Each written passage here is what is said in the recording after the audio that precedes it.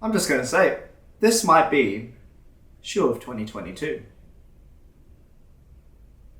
What's good everyone on YouTube? It's me again, back with another video, and today we're going to be looking at possibly one of the best looking Air Max 1s I've ever seen. And to give a little context, back in 2004, Nike released the Air Max 1 Crepe Hemp, and that was a very interesting iteration where you had a crepe outsole, which is basically just, latex, and a hemp upper, which is pretty much looks like a potato sack. And for 2022, they reissued this shoe. I hesitate to call it a retro because there are quite a few differences compared to the original. Spoiler, I actually do think this version looks better than the original. And before we go any further, be sure to subscribe to the channel and make sure to hit the bell notification so you never miss a video I upload, even though I've been uploading very infrequently lately. But without further ado, today we'll be talking about the Air Max 1 in the Crepe Hemp colorway. So taking a look at the box, we've got a pretty standard red Nike sportswear box. Then flipping open the box, we have a pretty standard packing paper. The shoes are stuffed with pretty standard paper as well. No extra laces, no nothing, and you would kind of expect a little extra if you knew what the price was, which I'll tell you soon. The label reads Nike Air Max 1 PRM. So the retail price of these retailed for pretty hefty $250. Which actually puts this Air Max 1 in the same sort of price range as an Air Max Plus, an Air Max 95, as well as like 97s and 98s. And considering all those shoes are pretty much like almost a decade older, it's quite expensive for a retro Air Max, but at the end of the day, it was a nice colorway. I still paid it, but what are you gonna do about it? I just sparked. And with the box out of the way, let's get into the shoes. And here we are, the Air Max 1 PRM in the Crepe Hemp colorway. So I think the first thing that really jumps out about this shoe is the colorway itself. It's a very tasteful mixtures of earth tones, cream tones, as well as some nice hits of highlight colors. So on the toe box, as well as the collar and the tongue, we've got this sort of basket weave, I guess the hemp of the shoe. And this is done in this nice sort of natural kind of cream color.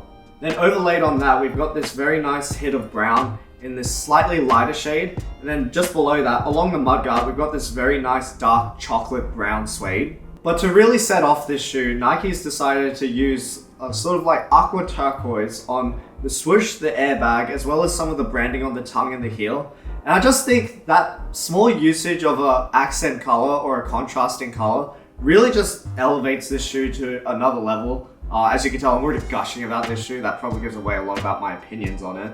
And to me, this more creamy upper rather than the brown kind of potato sack upper of the original pair just goes together a lot better.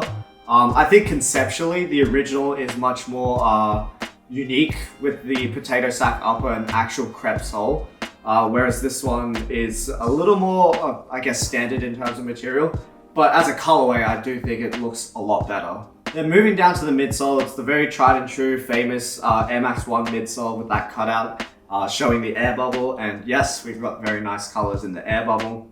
Then moving to the outsole, this is where we get our final bit of interesting addition to the Crepe Hemp, which is instead of a standard Air Max 1 outsole, we've got this very bumpy, lumpy kind of thick piece of rubber. Now this lumpiness is supposed to replicate like the look of crepe, but in this iteration, this is actually just a slab of rubber.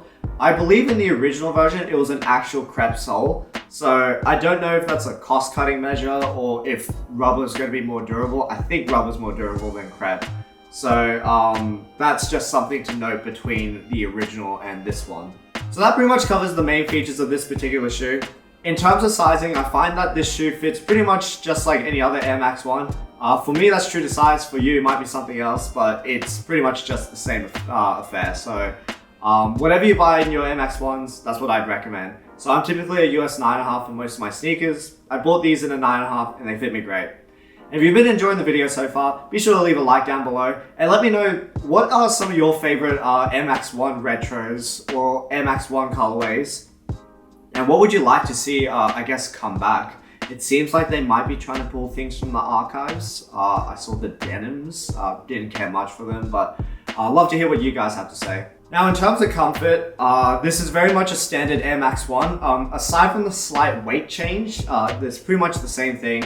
So the midsole, it's just foam. Yes, the airbag is cool to look at, but it really doesn't do much. It feels very standard underfoot.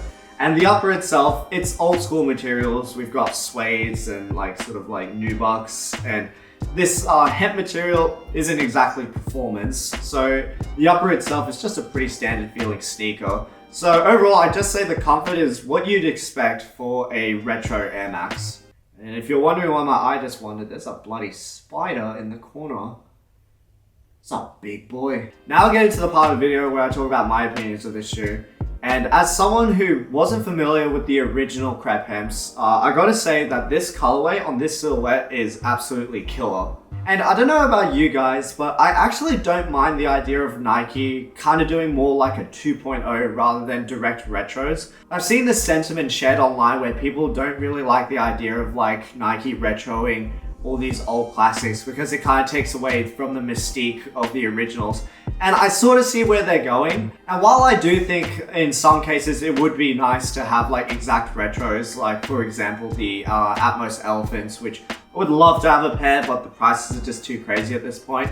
I can see this 2.0 route being quite a nice way to introduce these old concepts to newcomers while not completely removing the mystique around the original pairs that may have existed 10, 15, 20 years ago. And I guess sometimes you can make improvements because I honestly do believe this 2.0 color is better than the original. I just think overall it is a much more wearable colorway.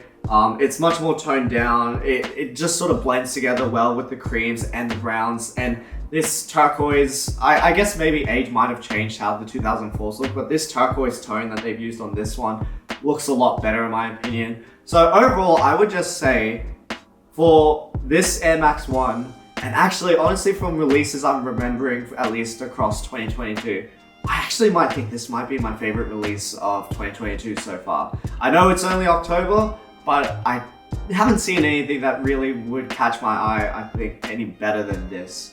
That's my opinion, but we'll see what the rest of 2022 has to hold for us.